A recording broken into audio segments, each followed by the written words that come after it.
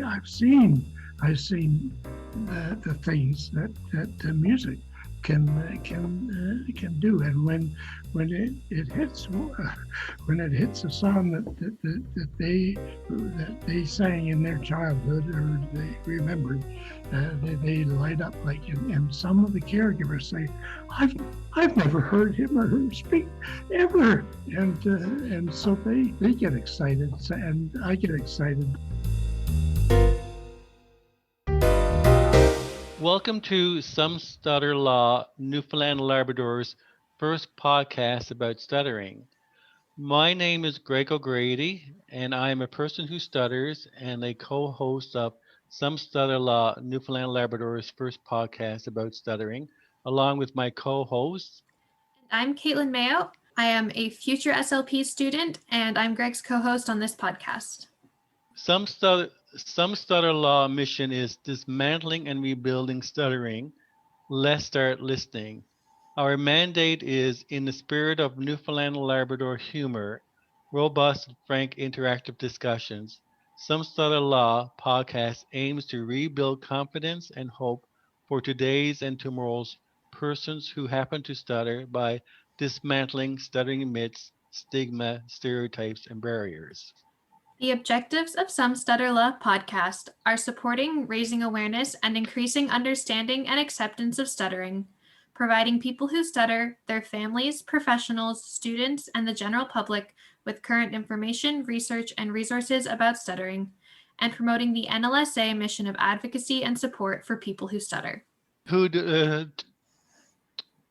Today, Some Stutter Law welcomes George Shields. Now, before Katelyn and I will be asking George some questions, there's a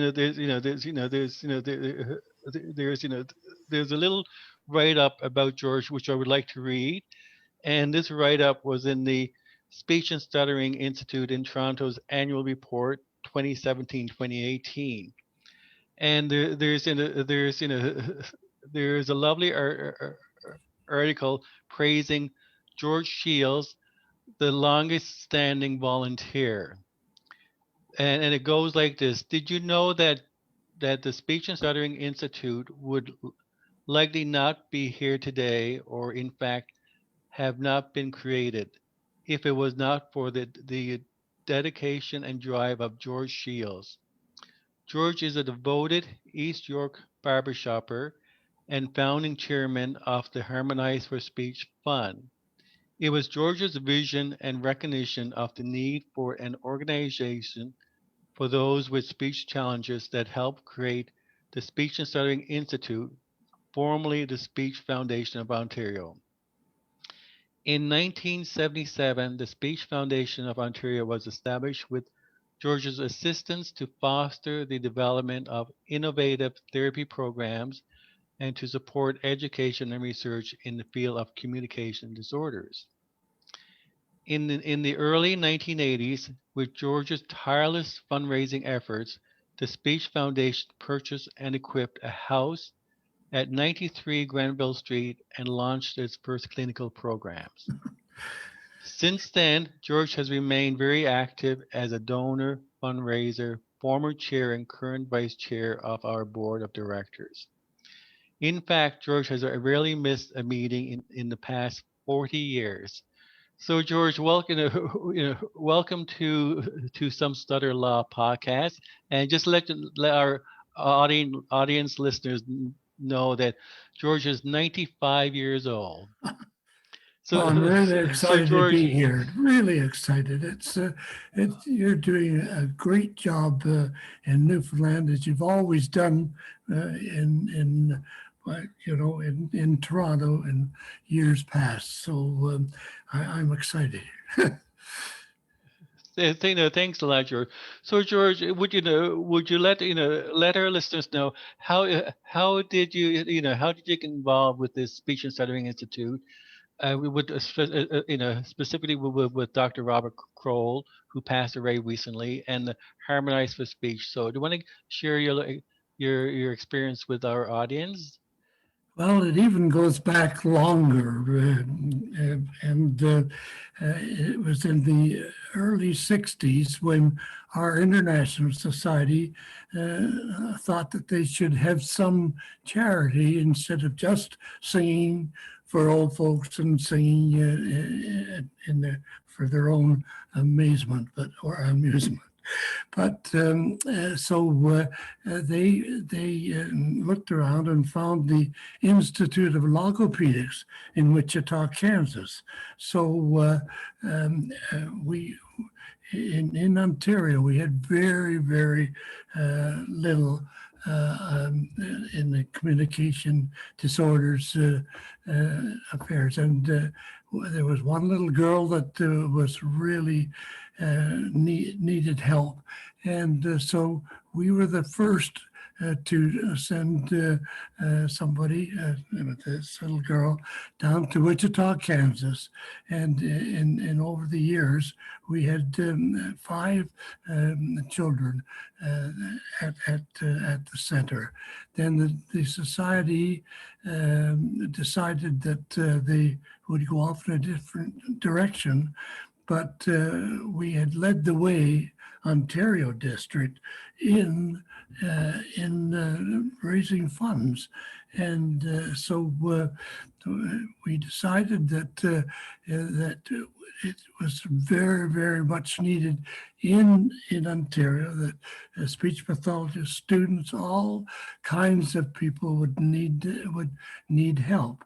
So we did start, and I was a founder of it, the Ontario District Harmonize For Speech Fund, and believe it or not, we have raised over $5.5 million over the years for speech disabilities of all kinds, and we're just so very proud of it.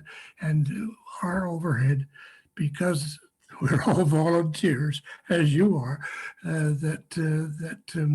we have never been over 3% of the total in overhead, because we are all volunteers. So that's the background of it. We really didn't know what we were getting into, but the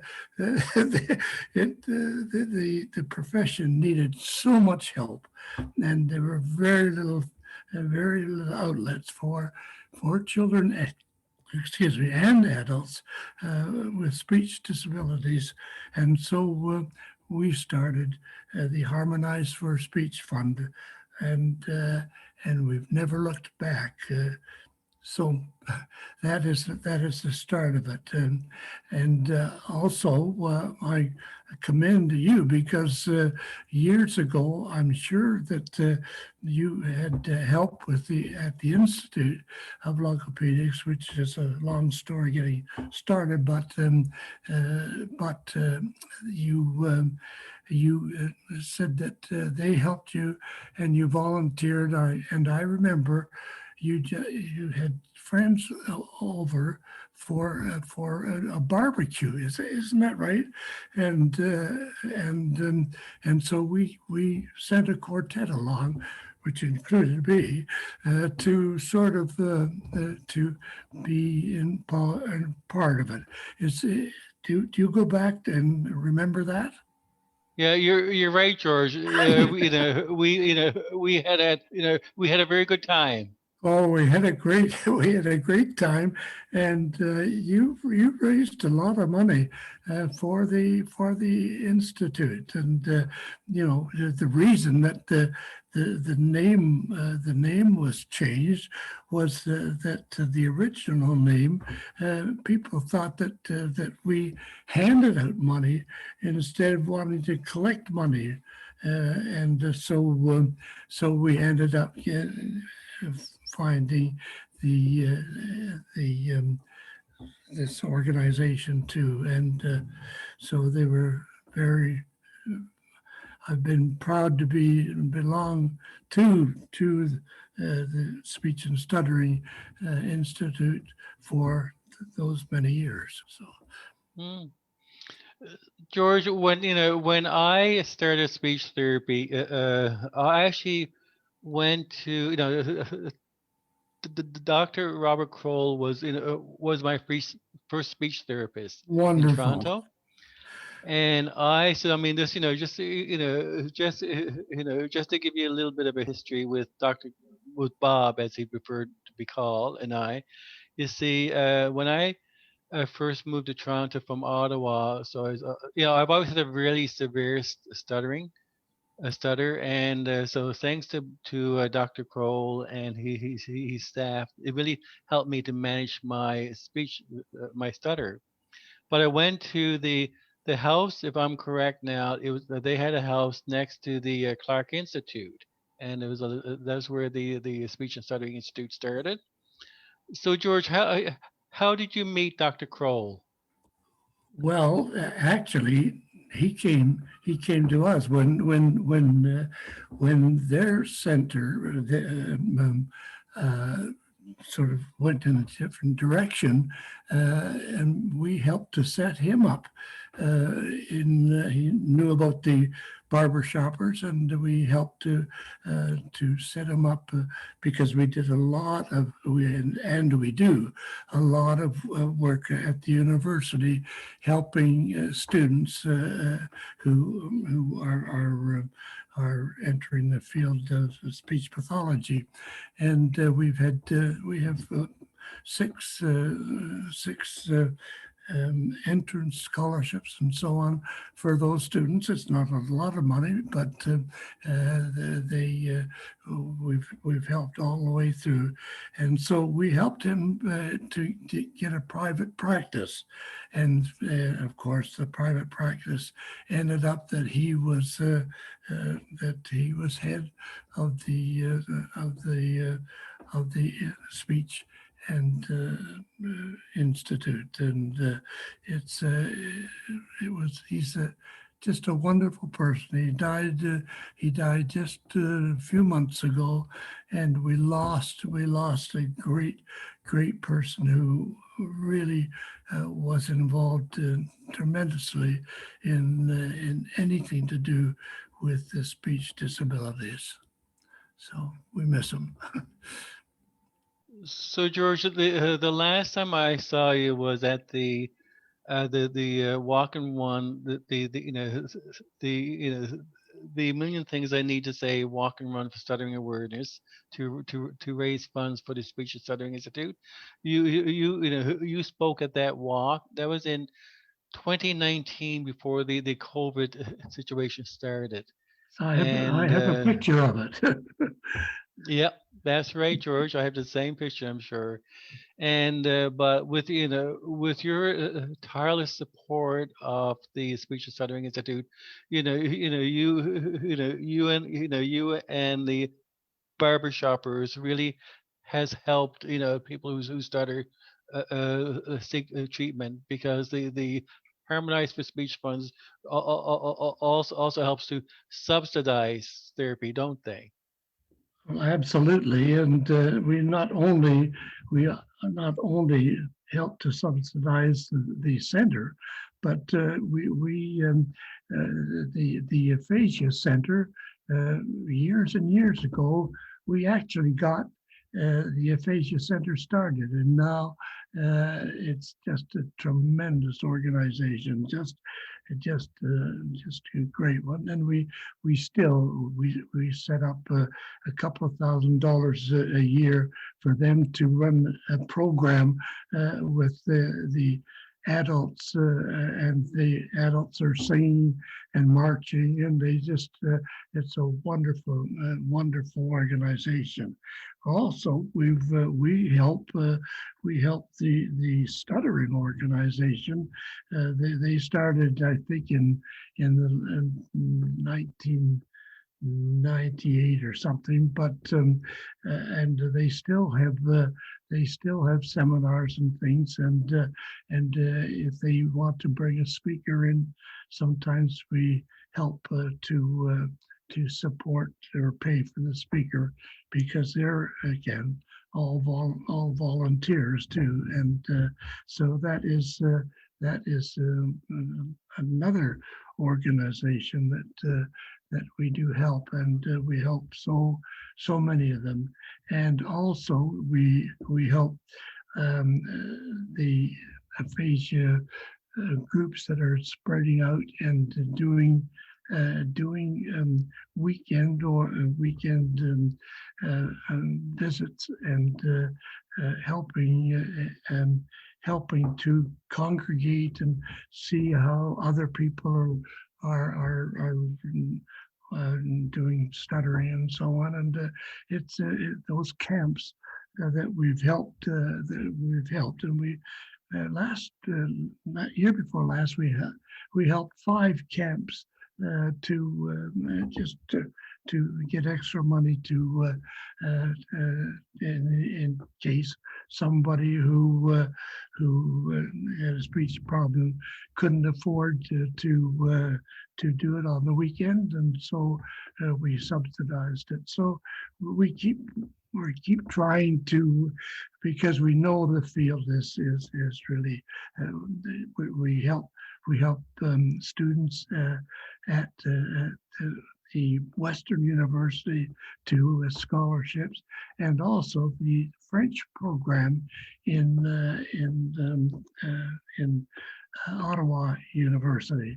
And so every year, in the students when they graduate, the local chapter supplies a quartet, and they sing for the students, and also we do the same thing, and we just miss it terribly, because for over 25 years we've had a quartet for the graduation ceremony of the speech and language group at the U of T. And believe it or not, they've gone from we help them with the textbook, and I've been delivering to the students the textbooks for over 35 years, and the first occasion was about 7 or 8 speech students in there, and the last 3 they've had classes of 60. So it shows that we've really helped to spread the word, and to spread the word of speech pathology being so important to so many people. And so those are things that we're still doing, and my quartet, because these students, when they graduate, they have a ceremony, and this year they had to do it vertical one, but before we used to supply the quartet, and we ended up in our theme song that was written by a barbershopper in one of our chapters.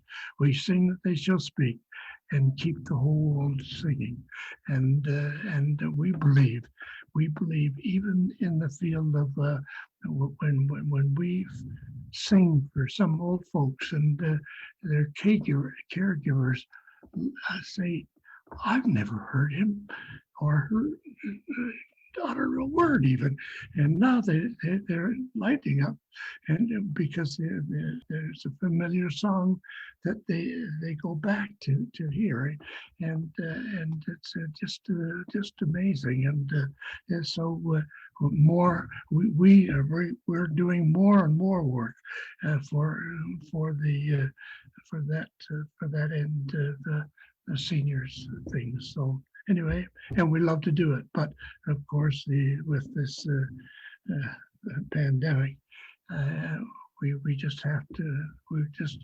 We don't have fundraising things to concerts and so on, but people know the work that we do, and they are very helpful. So we're still raising about $75,000 a year, but it used to be a lot more when the society sort of supported what we do. So, and we wish that they'd support it again. Speech pathology for sure. You know, George, the Barbershop group and the Harmonize For Speech Fund are doing some great work for within speech therapy. And so I mean, you're really you have your group needs needs to be applauded for all the work that you've done over the years, George. So thank you very much for doing all this for us. Well, And for the various groups that you support. And I'm sure now Katelyn has a few questions for you, George. Always, always. I love to speak to the students. I'll tell you, we've had more fun with them. I'll tell you just a little short story that they're mostly ladies, and one years and years ago, there were 3 fellows who were in the class, and facetiously, when I left, I said, I can sing anything but bass. So why don't you we get together and have some singing involved in that? And lo and behold, on the next time I was there, they said they have a surprise for myself when I was presenting some of the certificates and things. They have a surprise, and those 3 fellows and a gal, believe it or not, got up and sang "Goodbye, My Coney Island Babe" to the note for them, and the gal had taught the 3 of them to their parts, and I was there with tears in my eyes because every class from then on, in the last maybe 12 years, every class has had a program that is a musical program to thank the barbershoppers for what they do, and so it's just wonderful that what we think we've accomplished, and that we know we've done a lot of good. So I'm just anxious to hear now from Katelyn. Yeah, it's so interesting to learn about this and to hear from you. Since I'm preparing to go into speech pathology in the fall. Wonderful. So it's exciting to have this conversation now. Is that where's it, the U of T or Western? Or Western. Western. Oh, yeah. Oh, great. My you'll meet. He's a first-year student, but he's still in Toronto. But he's he's officially in Western, and he's a nice kid. And you'll meet him. I did want to ask a question. Just hearing about your work and everything that you've done for this community has been so instrumental.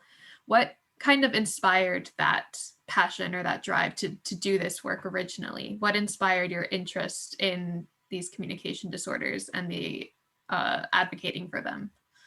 Well, I saw that what music has meant to people, and I wanted to try to ingest a little bit of music in that group. We have also, that we have two big programs for the ones who are helping speech pathologists, and they're training to help them. And so that is in Eastern Ontario, and also in up in not area, but so we're helping in that regard too. So we absolutely know how the influence is, and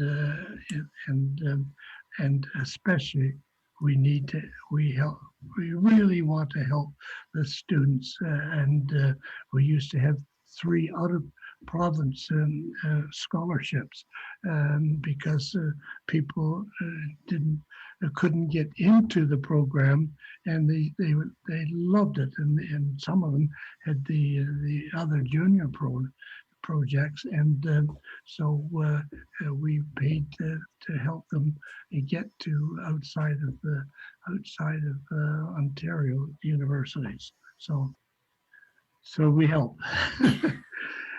So, and I'm sure you have a couple of questions. Other questions. Yeah, for sure. Just because I know that Greg is interested in creating an institute in St. John's in Newfoundland for similar to the Speech and Stuttering Institute. And I know that he's taken the first steps, and I'm interested in opening my own practice in the future as well. And you've kind of seen that process through and been a part of that. What's some advice you might have for somebody interested in building that sort of institute or practice? Well, I think that you would be a tremendous help there. Unfortunately, we've had a lot of interest in outside of Ontario, but we are the Ontario district, and we have to keep to that. But our speech one, we could help a little in faraway places, because we know the impact that you can have, and also one of the exciting things is that we have now one scholarship in Laurier University, and that is using people using their skills in music to help and this is a big part of what you can be doing there, and believe me, helping the music end of it to even publicize what you're doing is a great help. But we could, if we know where you're going to school there, if it's some place in Ontario, we could do something for you, I'm sure. So you're on the right track, and I think that it'll take a while, but I'm excited that there's a self-help group in some place. Like not a few years ago, I think we deserved a holiday, and it's the first time I've been all over in Canada, and I was in the service too, and excuse me, and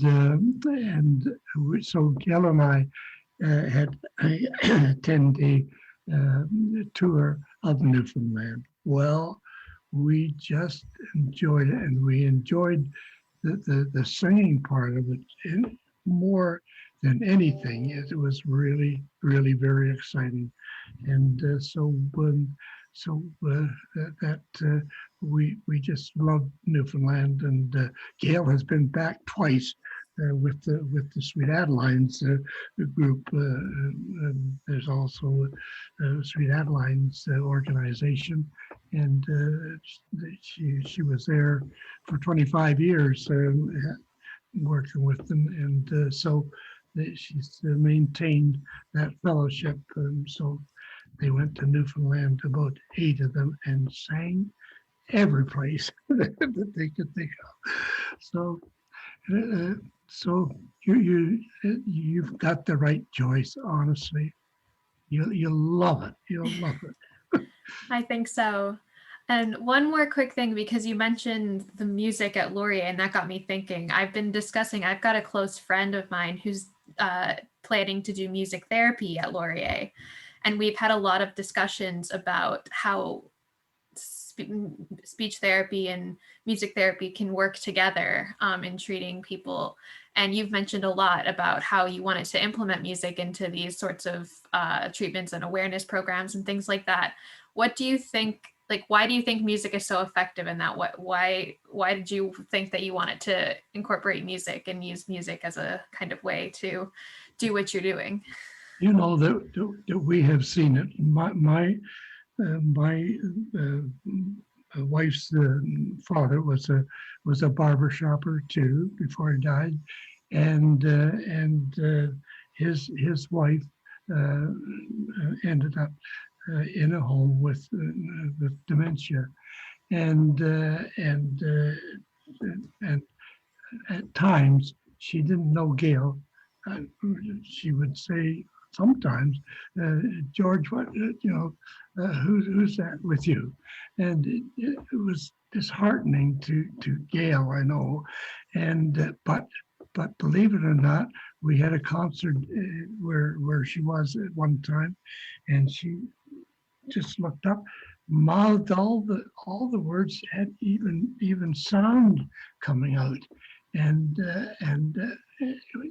I've seen the things that the music can do, and when it hits a song that they sang in their childhood or they remembered, they light up like, and some of the caregivers say, I've never heard him or her speak ever, and so they get excited, and I get excited. But the thing is that barbershoppers are so busy, but we try to get out to old folks' homes and so on as much as we can. But if there were people that really helped to get them singing, you'd be surprised how easy they would be to handle and so on to work with. So, but so we are actually trying to work with the university in Guelph to get more people involved in the program, and we have the one scholarship, and honestly, it's not that it's $1,500, and it's not that much, but it's a help, and we hope to have 3 or 4 additional scholarships there, especially when it's involving music and speech therapy. So if you're going there, we can help you. Any other questions? Oh, for sure, George. Yeah. So, George, as Katelyn mentioned, you say my long-term vision is to establish an institute for stuttering in Newfoundland. And so my my name for the institute will be the Bob Kroll Center for Stuttering NL Newfoundland. And Oh, wonderful. yeah, so I've got the permission from the from Bob's family to use his name. So the center will be called Bob Kroll Center for Stuttering NL. Oh, that's And this, yeah, and because Bob has has not only helped me but helped so many people over the decades with stuttering and speech challenges. So to honor his memory. And George, you aren't aware, but when we were initially starting up the Newfoundland and Labrador Stuttering Association, Bob came out and met with the vice chair and I to oh, give us some guidance. So Bob's spirit really lives on in the Newfoundland and Labrador Stuttering Association. I didn't know So that, this is the plan. and I'm really tickled to know that that he did that. It's just amazing, and honestly, the immediate past the chairman of the institute is a former pupil of Bob, and Bob and he has really he's done a wonderful job at the center, because with government cutbacks, you wouldn't believe the struggles that are there financially, and we're carrying on, and we know that we know that and we know that they need help, and help is there, and we wish that more government help could be there, but it's we're helping. So Wonderful, George. And like with your lived lived experiences as a volunteer, what advice do you have for people, George, who are interested in working within speech therapy with communication challenges as a volunteer? What advice would you give people? well, it's amazing uh, what you can do with a group. I've spoken to the one group in Barrie, and I and telling what we're doing, and how good that they could do, and afterwards the students come up and say, "Oh, gee, that's my goal, to be a speech and language pathologist," and so they you're going to find an awful lot of interest in that, and the interest is there in the government too. You can see, the one that we hired 30 years ago for the center that was downtown. She was just right out of school, and she's become just a wonderful part of the institute, and still is there, and still knows how much that they can do to help the speech disabled. There's no question about it.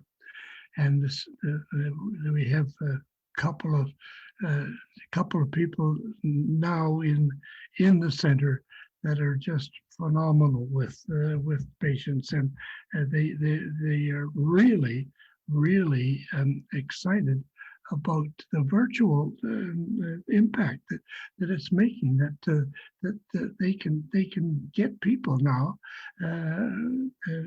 young people, and really help them in their speech.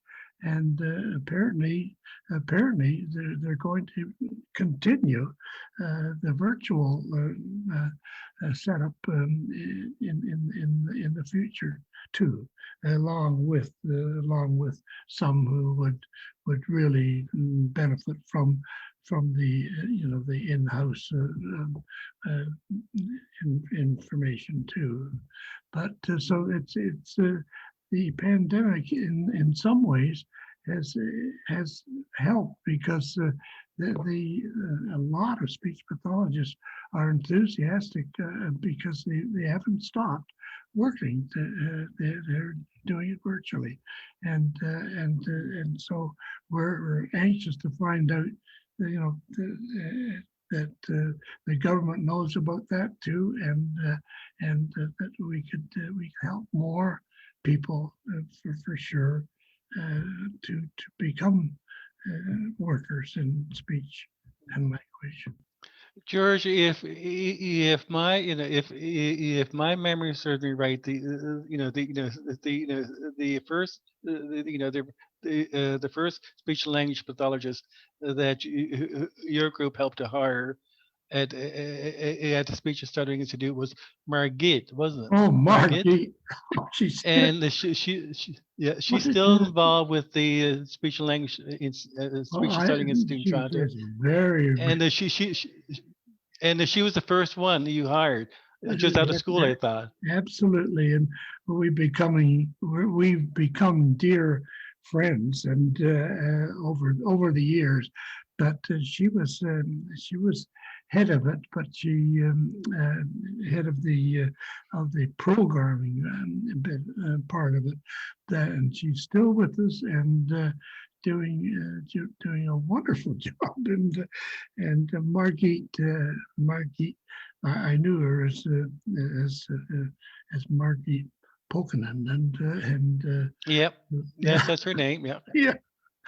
Yeah. So, but anyway, it's really she's still with us, and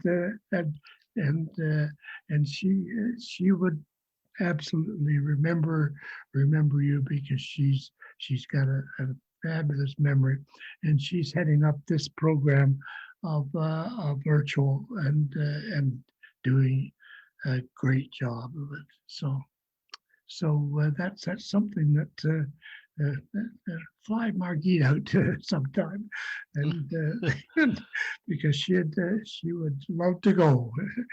And anybody'd love to go to Newfoundland. George, as you know, as Katelyn and I move on to continue the conversation about the building project of the Bob Kroll Center for Stuttering in Newfoundland. What advice would you have for Katelyn and I as we move forward with this building project? Well, the University of Toronto and her last name was Walker. She was the one that really got me involved in the educational part of things, and she's still living. She's 90 years of age and still with it, and people like that can really help you to, but you need to get someone that is sort of not well heeled, but for instance, line up a good architect that maybe has had some experience with speech problems, and they can help in the field, and the universities are really a big help too, because especially the ones that we help along, that they just appreciate it to no end, and they've got a lot of people there no other people, and we had an architect friend involved in it, and he way back, and he and they had uh, not an affair, but he had a drawing that would have made a wonderful center as part of the university, and we ended up getting second place for the whole building and so on at that one time. So a group of 5 of us went into the small place right beside the university, which Margit started out with too, and we approached Bell Canada, and Bell Canada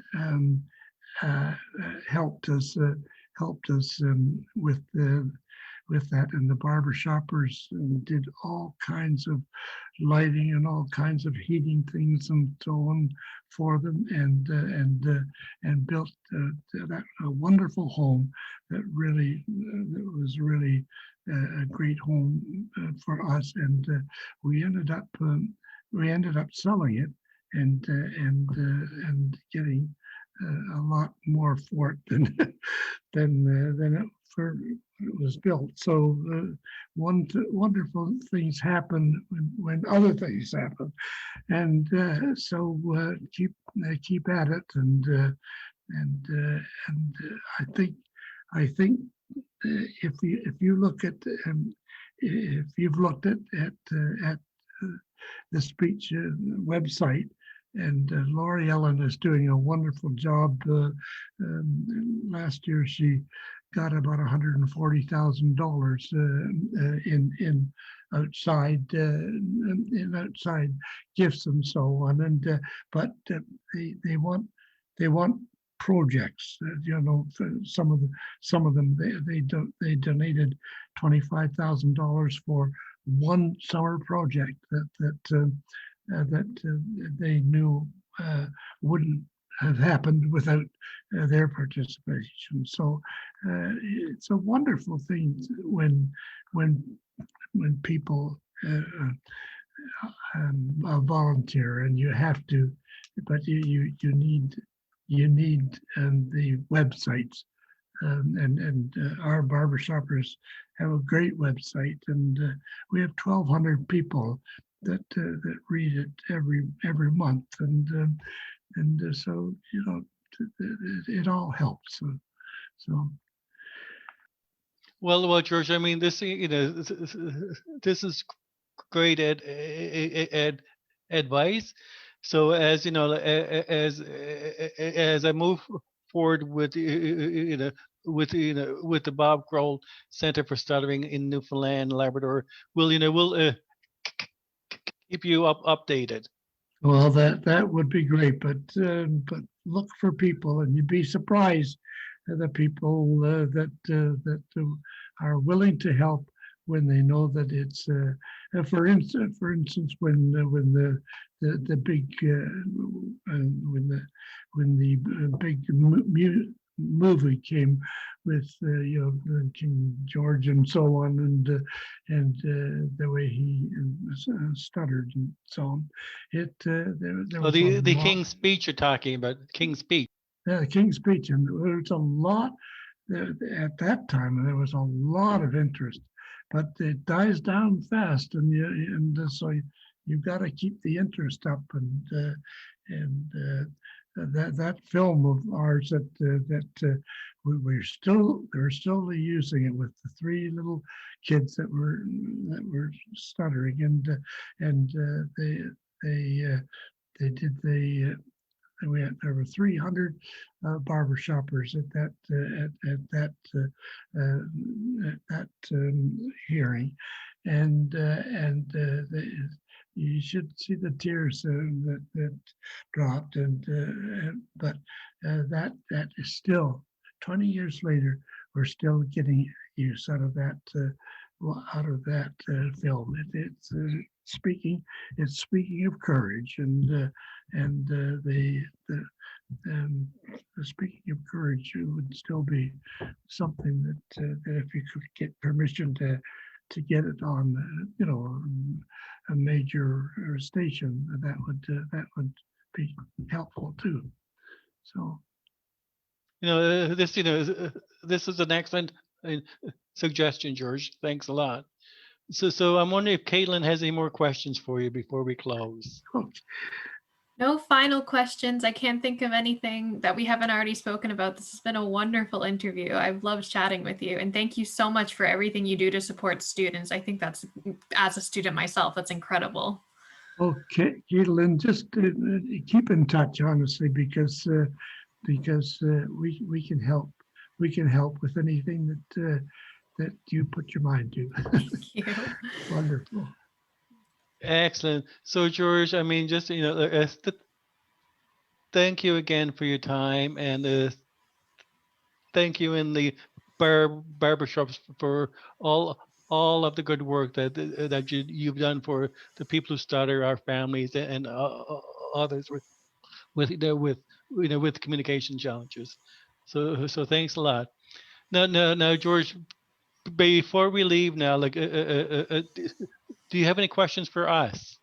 No, because your Canadian Stuttering Association needs help, but I think if you cry out for help, that they will, that they'll respond. And if you get a person like their 18-year-old Mary that spoke to all the barbershoppers, and they loved what she had. And they had her back about 3 times to give her her story. And if you can get some people like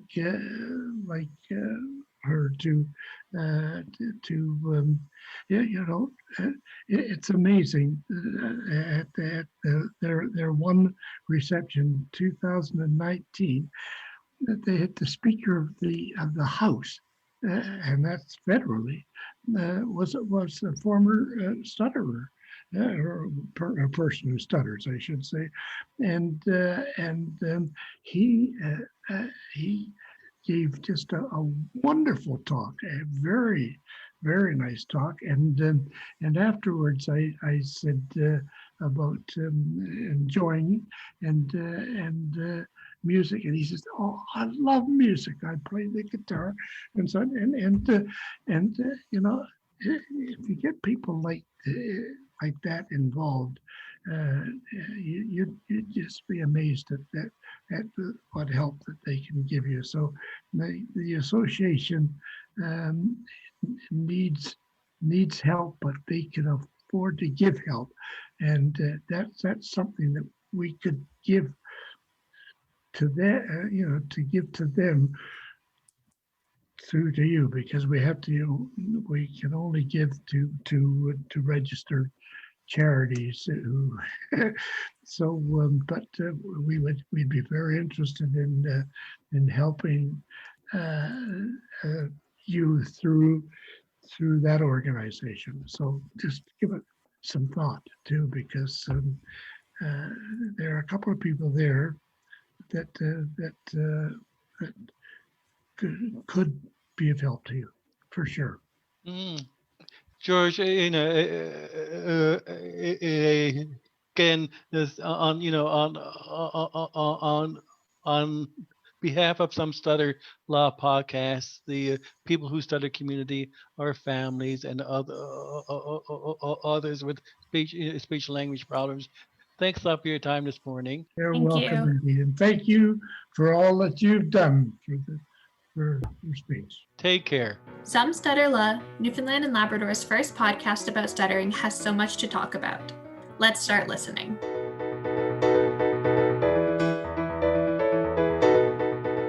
This has been an episode of Some Stutter. Newfoundland and Labrador's first podcast about stuttering.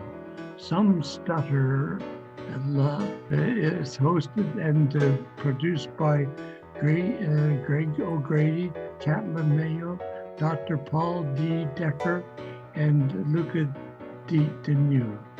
Some Stutter is available on Anchor, Spotify, Breaker, Google Podcast, Pocket Casts, and Suggestions, and a Radio Public. To ask a question, send us a comment or suggestion, or just to get in touch, find us online at Some Stutter Podcast on Instagram, or Some Stutter Pod on Facebook. Thanks for listening.